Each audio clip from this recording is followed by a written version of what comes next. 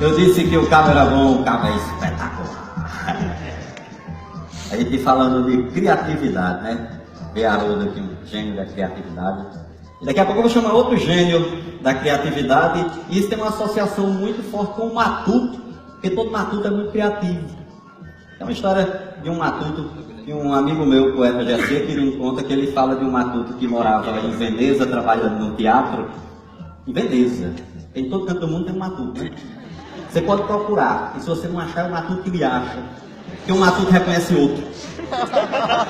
E a única função desse matuto no teatro era levantar e abaixar as cortinas. E era uma peça que contava a história de um rei que havia adoecido, e era uma coisa em ópera, sabe? O rei adoeceu, lá, lá, lá, lá, lá. E tinha uma cena muito importante na peça, que um guarda ficava parado aqui na porta dos aposentos reais, chegava alguém e perguntava: boa noite, guarda, como vai o rei? Aí o guarda só tinha que responder: o rei não está muito bem, só dizer que o rei não estava muito bem. Mas justamente o ator que fazia o guarda adoeceu no dia, e era ator chorando, era diretor chorando, aí o matuto olhando aqui do lado, na posição oficial, né? Porque você quebra o fecho de mola. O matuto olhando aqui e disse: é só para dizer que o rei não está muito bem. O diretor olhou e disse: como é? Ele já foi cantando. O rei não está muito bem, o rei não está muito bem. O senhor quer que eu cante em forró, em funk, em axé? Porque matuto é bicho criativo. O diretor disse: rapaz, é o matuto, bota o matuto. O matuto ficou aqui parado, as cortinas fechadas, estava tudo tranquilo. Abriram-se as cortinas, 2.000 pessoas no teatro. Esse matuto travou, que até para respirar doía. Porque matuto tem essa peculiaridade, ele é todo para frente, ele é todo gaiato, em ambiente familiar. Botou na frente dos desconhecidos, ele trava. Eu sei que esse matuto ficou aqui e era só para dizer que o rei não estava muito bem. Só que o cérebro dele dizia que o rei não estava muito bem, mas a boca não respondia. E ele só conseguia fazer uma coisa: rezar. Pedindo para o mundo acabar antes de chegar na fala dele. Aí onde entra de você ser criativo. O matuto aqui, minha Nossa Senhora, a boca nem parecia que tinha colado com cola maluca aqui. E ele: minha Nossa Senhora, o que é que eu vou fazer? Só pensando. Mas não teve jeito. O cabo chegou e disse: boa noite, guarda, como vai o rei? O matuto, do jeito que estava, fez.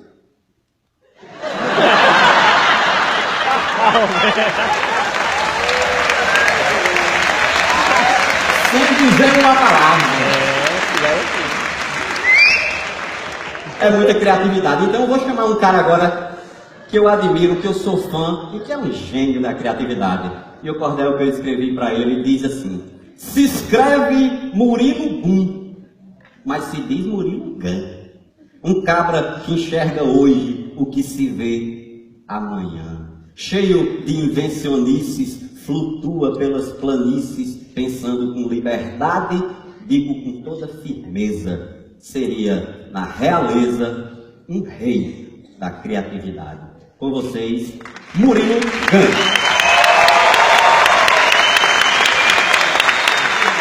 E aí?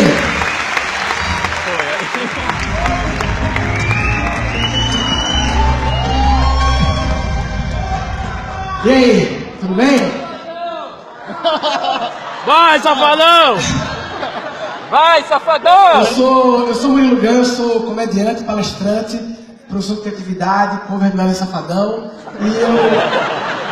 E eu queria falar sobre 3 coisas. Eu queria falar sobre esteira rolante, eu queria falar sobre o cinto do Batman, e eu queria falar sobre a cauda longa. Só que antes de começar a falar sobre as 3 coisas, eu queria fazer uma pesquisa rápida e importante, só para ver o perfil das pessoas aqui. Levanta a mão rapidinho, quem aqui já terminou os estudos, já está no mercado de trabalho? Deixa eu contar rapidinho, peraí. A gente não terminou não. 72%, ok. Por que eu perguntei isso? Eu acho muito interessante essa expressão terminar os estudos. Faz parte do nosso dia a dia, né? A gente fala: terminou os estudos, eu vou terminar. Terminar os estudos é um conceito que varia de cada realidade. Então, para algumas pessoas, terminar os estudos é acabar o colégio, para outros é acabar a faculdade, para outros é acabar pós, mestrado e tal. Mas, independente de realidade, o que me incomoda desse conceito é a premissa de que os estudos terminam.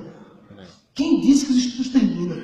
Essa é a premissa que a gente foi domesticado a acreditar, porque ainda aprendeu que a vida tem 2 etapas. A vida é, primeiro a gente estuda, depois a gente trabalha. 2 décadas estudando, 4 décadas trabalhando, a gente estuda para se preparar para o mercado de trabalho, aí termina os estudos e vai encarar o mercado de trabalho. O problema dessa lógica é que o mercado para o qual a gente se preparou é diferente do mercado que a gente vai encarar. Por quê? Pelo motivo óbvio que o mundo está mudando muito rápido e cada vez mais acelerando.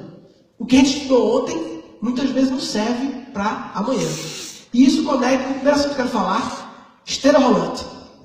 Imagina o seguinte, bicho, imagina que o mundo é uma esteira rolante. A esteira está rolando caporra, moendo caporra. E você encarar essa esteira, chegar nessa esteira e encarar. Se você chega na esteira e entra nela e não faz nada, vai para trás. A bicha leva para trás. É um moonwalk para trás. Né? Moonwalk é um negócio escroto, moonwalk, porque quem disse que moonwalk é ir para trás, né? Moonwalk era para você andar assim. É assim que você anda na lua. Mas se você entra na esteira do mundo e anda na mesma velocidade dela, você para no canto. Tem que andar mais rápido que o mundo para poder evoluir. Lembra na aula de física, a gente estudou velocidade, ΔS e ΔT. É a variação de espaço sobre a variação de tempo. Pois a fórmula da evolução é a variação de aprendizagem sobre a variação de mudança do mundo. Se o seu ritmo de aprendizagem for igual ou inferior ao ritmo de mudança do mundo, você está evoluindo. Concorda? Quem não lembra dessa fórmula da velocidade, talvez seja porque estudou ela, mas não aprendeu. É diferente, né? A gente confunde. Eu vou até deixar essa fórmula no cantinho ali, depois eu vou falar dela, depois eu volto com ela. Agora, qual é a dificuldade de evoluir no mundo atual, de evoluir nessa esteira? A dificuldade é muita informação, papai. É uma loucura. A gente fica louco com a quantidade de informação que chega, toda hora chegando e tal. A informação é abundante. Antes, informação era escasso, né? A gente queria informação, era complicado ter. Você queria informação visual, tipo mulher nua. Aí você tinha que ir na banca de revista pegar essa informação para ver o peitinho. Hoje em dia o peitinho está acessível na internet. Você vai lá e vê o peitinho, olha o que você quer. Hoje em dia você não precisa nem ir atrás do peitinho. Ele vem até você pelo WhatsApp. Você com a sua mãe jantando e vem atender na sua cara. Pá! Informação abundante. Qualquer tipo de informação. E aí vem a questão, como então lidar com essa esteira rolante, cheia de informação, o mundo mudando, como a gente correr, como faz? E aí eu tenho uma dica para dar de como lidar com esse overload de informação, que é eleja os seus curadores. O que é um curador? O curador é uma pessoa ou uma entidade cujo negócio é informação. Então você é médico, é engenheiro e tal, pois tem gente que o negócio é informação. O cara vive de filtrar, de curar informação, para que você que é médico, engenheiro, seja o que for, não perca tempo com isso, ele faz isso para você. Então o curador pode ser uma editora de livros, pode ser um blogueiro, um professor, uma escola. E aí eu tenho meus curadores, e eu sempre penso meus curadores como se fossem os conselheiros da minha empresa, EUSA. Imagina o conselho da minha empresa, em que no meu conselho eu tenho lá a Escola Perestroika, eu tenho a revista Wired, eu tenho o podcast Optimize, eu tenho o Professor Portela, eu tenho o blog Porvir. E o ponto do nosso conselho é que a gente nem precisa falar para as pessoas que elas estão no nosso conselho. A gente bota e acabou-se. A gente bota também demite, sabe? Papai tá falando merda, sai. Né? Conselho eu faço o que eu quiser. Né? Aí vem a pergunta, tá, e como eu faço para eleger quem vai fazer parte do meu conselho? Né? Como é que eu defino isso aí? E aí entra essa parada que eu queria falar, que é símbolo do Batman. Eu acho o Batman muito massa, porque o Batman é um dos poucos super-heróis que não tem um superpoder. Quer dizer, ele é rico, não é um poder, né? Fora isso. O Batman tem uma coisa massa. Ele tem um cinto de utilidades. E o cinto do Batman, ele tem várias ferramentazinhas, e cada ferramenta do cinto do Batman, ela serve para milhões de coisas. São ferramentas bem genéricas, que servem para milhões de coisas. E eu acho que, desde adolescente, eu sempre fui muito focado em desenvolver habilidade genérica, que eu sempre chamei de habilidade cinto do Batman. Eu fazia com 16 anos curso de oratória, negociação, leitura dinâmica, memorização. São habilidades que todo ser humano tinha que desenvolver, independente de profissão. E como eu não sabia qual era o meu caminho ainda, eu focava em meter coisas no meu cinto de utilidades, seja o que fosse. O problema é que a gente, nos nossos 20 anos de escola, a gente não aprende isso, né? A gente só aprende informação informação, que fazia muito sentido um monte de informação antes da era da informação. A informação não era abundante, mas agora começou a perder um pouco de sentido decorar um monte de coisas em vez de desenvolver habilidades. A gente passa muito tempo aprendendo fórmula de Bhaskara, que poucas pessoas não viram utilizar, né? Fórmula de Bhaskara, pelo que eu entendo, a única função dela é você poder ajudar seu filho na tarefa de casa em fórmula de Bhaskara. É um livro definido de fórmula de Bhaskara na sua vida. A gente precisava de menos fórmula de Bhaskara e mais habilidade de do Batman, empatia, oratória, né? Criatividade. Né? E é interessante que a escola, ela tem esse modelo industrial, né? Focado em dar informação. É bem industrial. É industrial e a criança é o produto que fica na esteira. A criança vai na esteira, primeira série recebe um conteúdo, segunda série outro conteúdo, terceira série outro conteúdo, quarta série outro conteúdo. Todos recebem o mesmo conteúdo, na mesma velocidade, no mesmo ritmo e são testados iguaizinhos nessa esteira. E aí recebe um monte de informação que na era da informação está abundante e não desenvolvem o ciclo do Batman. Já percebeu que a escola, ela parece com uma indústria, com um presídio, com um quartel, com uma prisão? Já percebeu? É um lugar, as pessoas acordam cedo, muros altos, todo mundo fardado, entra em salas ou celas onde ficam obedientes. Para fazer xixi tem que levantar a mão até que toca um sinal e elas podem ir no pátio, tomar um sol e comer um lanche. Isso é uma escola, um presídio, é um quartel, é uma indústria. Todos funcionam no mesmo padrão. Né? E para o ciclo do Batman, para você eleger que habilidades tem que estar nesse ciclo do Batman, eu tenho uma técnica que é muito simples. Basicamente, tudo que a escola não ensina. A escola é muito focada no tipo de inteligência lógica e matemática, né? Sempre obcecados demais com isso, porque é o que era necessário no modelo industrial, lógico e matemática. Só que no mundo de hoje, de softwares, de tecnologia, de inteligência artificial, a lógica e a matemática, as máquinas estão fazendo talvez melhor do que a gente. E aí a gente devia estar se importando em desenvolver outras inteligências. Tem uma teoria das múltiplas inteligências de Howard Gardner, que vale a pena pesquisar. Eu não vou falar elas aqui porque tem um site incrível que explica todas elas, é o Google. E no Google também você pode ter acesso a um terceiro ponto que eu queria falar, a cauda longa.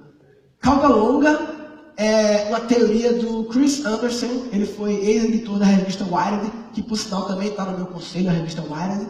A cauda longa é o seguinte, o conceito é, no mundo offline, no mundo físico, a gente tinha as limitações físicas em relação à quantidade de produtos. Então, por exemplo, uma livraria no mundo físico, ela tem X prateleiras, cabe poucos milhares de livros. Portanto, eles têm que escolher quais os poucos livros que têm maior popularidade, ou seja, aquela parte vermelha da cauda, poucos produtos com alta popularidade, que vale a pena ocupar a prateleira.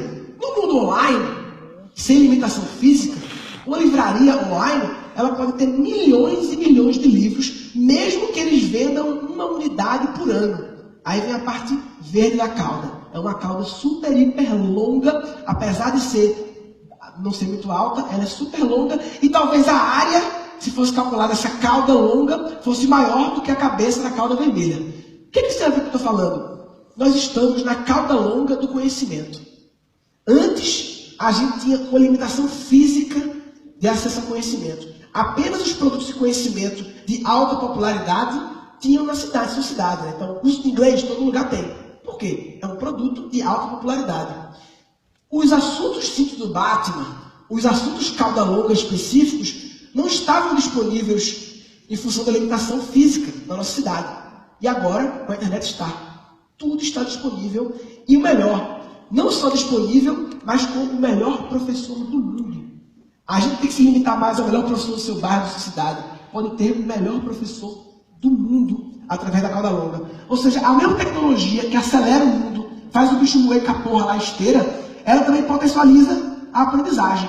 Ou seja, o delta mu está evoluindo, mas o delta A também pode evoluir. Né? Então, em relação à cauda longa, como aproveitar essa oportunidade que a cauda longa traz? Basicamente, a gente tem que reaprender a ser autodidata. Por que reaprender?